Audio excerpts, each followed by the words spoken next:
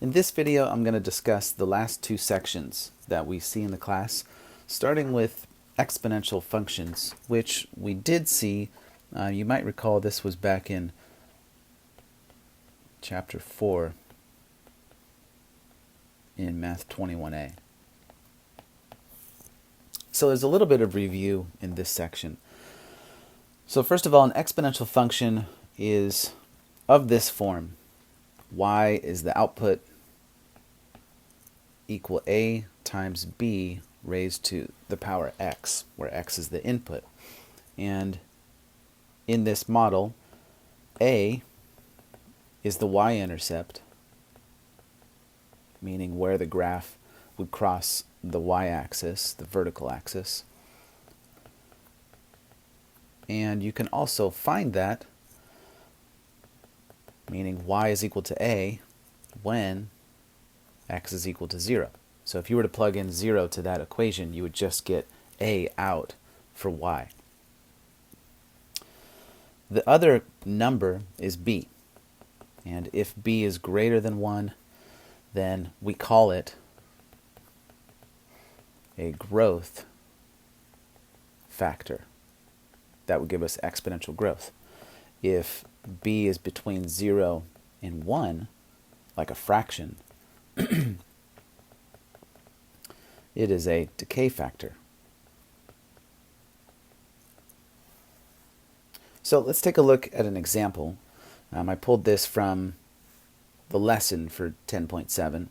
This is the example number 4. The function capital P equal 150,000 times 1.035 to the t power describes the population of a town capital P at t years after 2000. Write a description of the exponential growth or exponential decay process of the town's population. Think about the starting population of the town and how fast the population is increasing or decreasing. So what we can notice is that we've got two numbers here. One of them is going to be A, and the other one is B. So A is 150,000, and that's the initial value of the exponential function. And in this case, in context, it's the starting population. So 150,000 people is the starting population. And then the other number, B, we can see that it's 1.035, which is greater than 1. So that's the growth factor.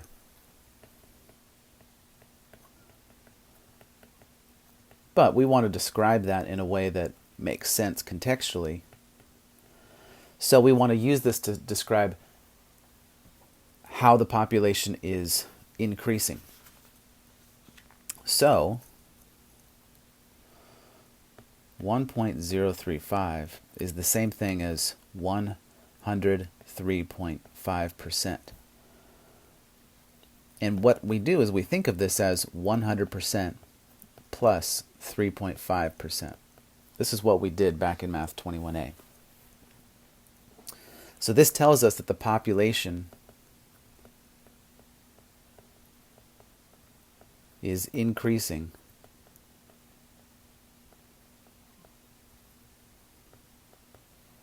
at a rate of 3.5%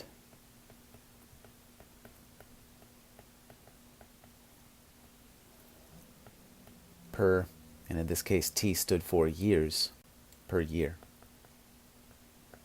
So that's how we interpret the factor that shows up in an exponential function. All right, so now another thing that relates to exponential functions is what is called doubling time. And so there's a question number 7 that I'm going to look at from the examples, but before I do that, let's write down just a couple of things about doubling time. In this case, the exponential function would be similar to what we had above. Capital P equal a, an initial value, times, but this time the base is 2, because we are doubling, multiplying by 2, and then raised to the t divided by d power, where again a is the initial amount,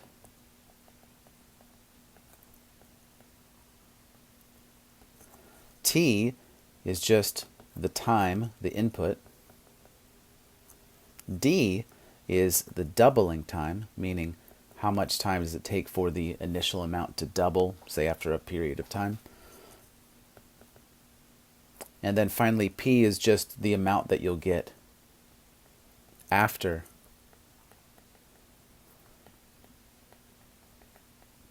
a specified time.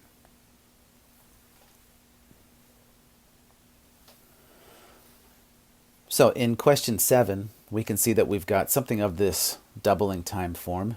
We can see what A is, 13,523. So that's an initial value. And we can also see that D is 20. So even without reading the rest of the sentence, we can at least identify those parts. But this sentence says the function capital P equal 13,523 times 2 raised to the t divided by 20 power describes the population of a town at t years after 1990. What is the best description of this relationship? So first, we need to see something related to the initial value, which would be the initial population in 1990. If we look at each of these selections here, the population of this town was 13,523 in 1990. And we can see that that's pretty much the same for each of these selections.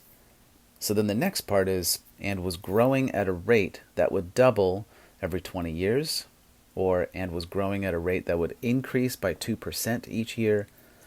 The population of this town was 13,523 in 1990 and was growing at a rate that would increase by 20% each year, or finally at the bottom, was growing at a rate that would increase by 100% each year. So these ones that describe percents can't be the answer because that's not how we interpret this 2 that's sitting there. That just means it doubles. The real important number is that doubling time, the 20. So our answer would be the first choice. It's growing at a rate that would double every 20 years.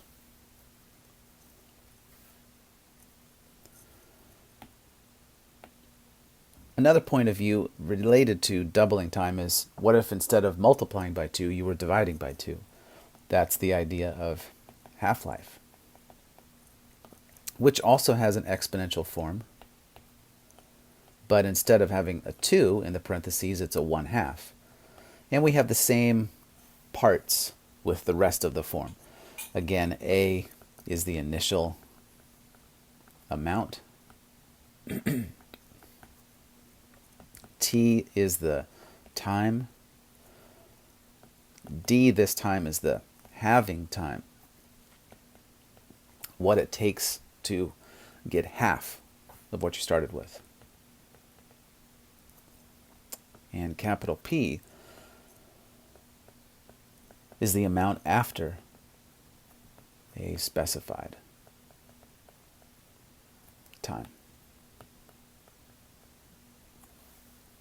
So very similar to doubling time.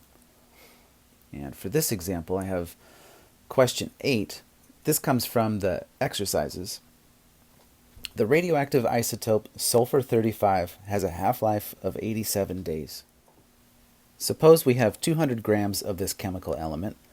A function for the amount of sulfur-35, A, remaining after t days is A equal 200 times 1/2 to the t over 87 power.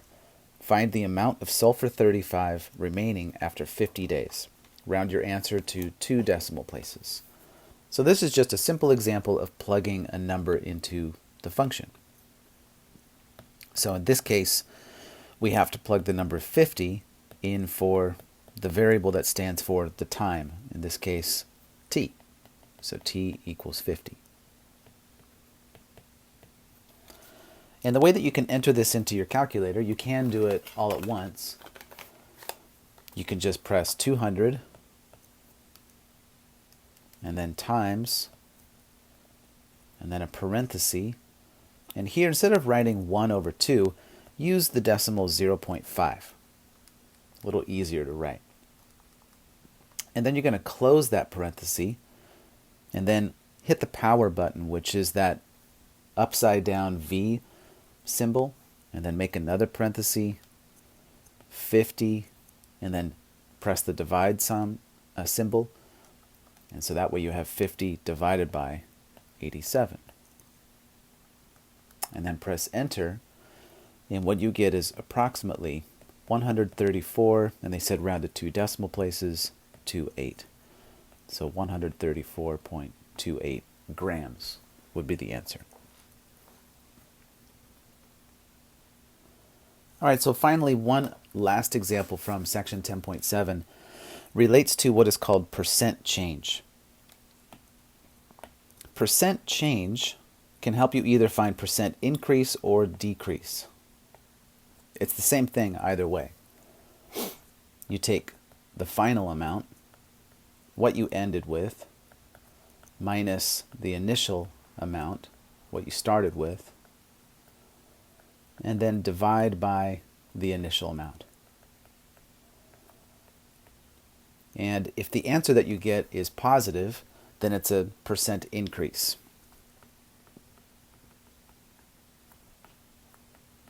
If you get negative, then it's a percent decrease. And you always have to make sure that you change your answer into a percentage also. So this relates to the previous example. Find the percent change of sulfur 35 each day. Since it is a decrease, your answer should be negative. Round your answer to 2 decimal places. So what we're going to do is go up to what we had done before. We found the amount after 50 days. So we found that on day 50, A was equal to 134.28. So let's find the value on the next day, day 51. So that way we can at least compare what's happening from day to day.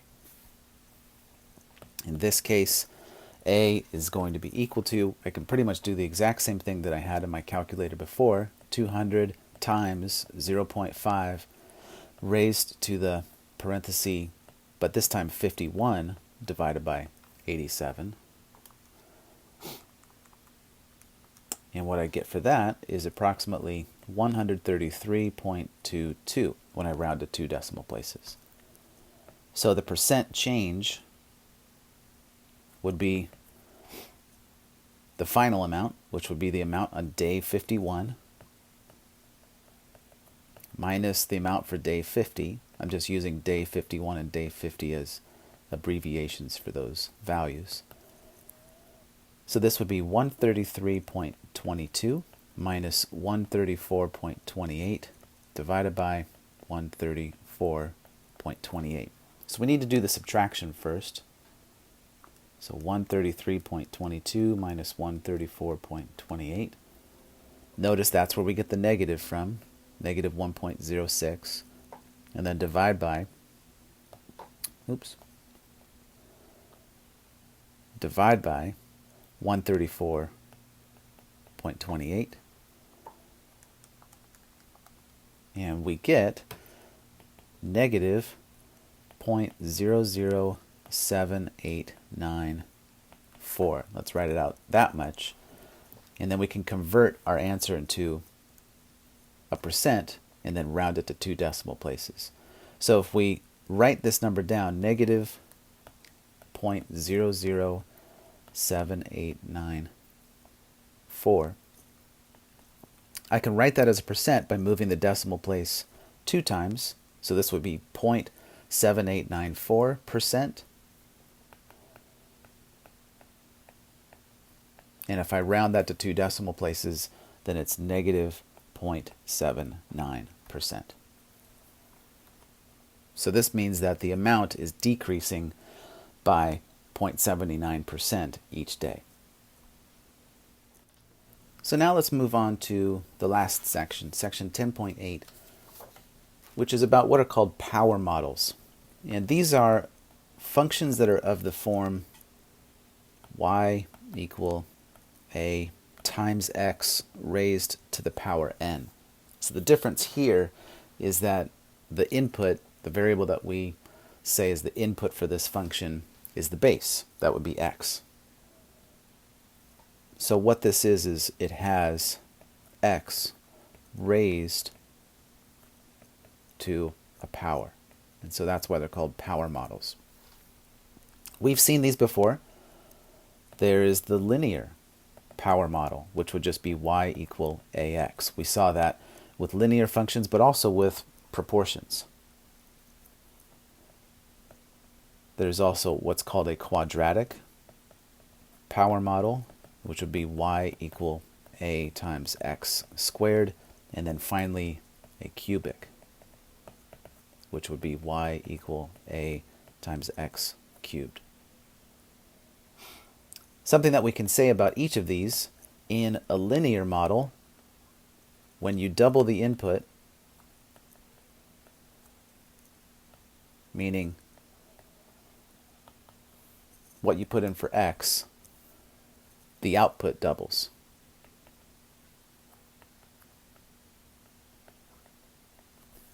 In a quadratic model, when you double x,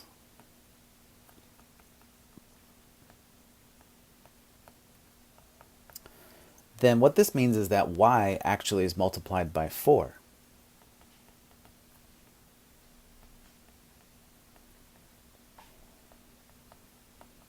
Because that's what 2 to the power 2 is. And then finally, in a cubic model, when you double x,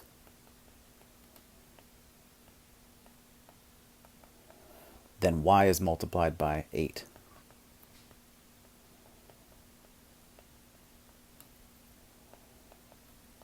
And it's 8 because that's what 2 to the power 3 is.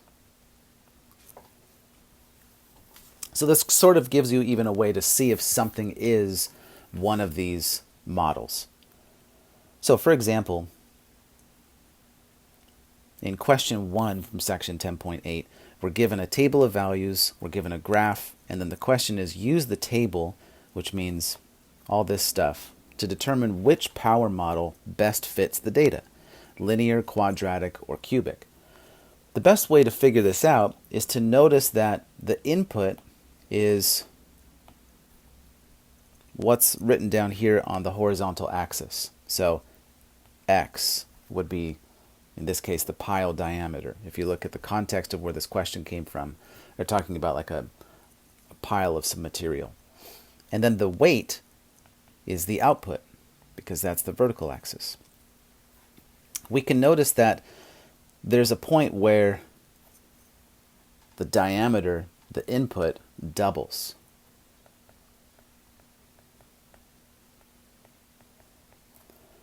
So then we just need to check what happens with the output. And there's a very easy way to check this. Take the ending amount, 531.84, divide by where it began, 66.48. And if you just do that simple division, you can notice that you get the number 8. And so since when the input doubled, the y value was multiplied by 8, this gives us a cubic model. So that's how we can use these descriptions of these models to just see if something fits the pattern. So then finally, what a cubic model would look like is this. The data that we just saw can be modeled by the function w equal 8.31 d to the third power. Use this function to determine the weight of the sand pile that has a diameter of 1.5 feet. Round your answer to 2 decimal places. So in this case, all we're doing is just plugging in a diameter of 1.5. And this is similar to how we did some calculations in the previous section. I'm going to type 8.31, multiply parenthesis 1.5, and then raise that to the third power. So when you type all of that in, you end up with 28, and they say round to 2 decimal places, 0.05. And that's the number of pounds.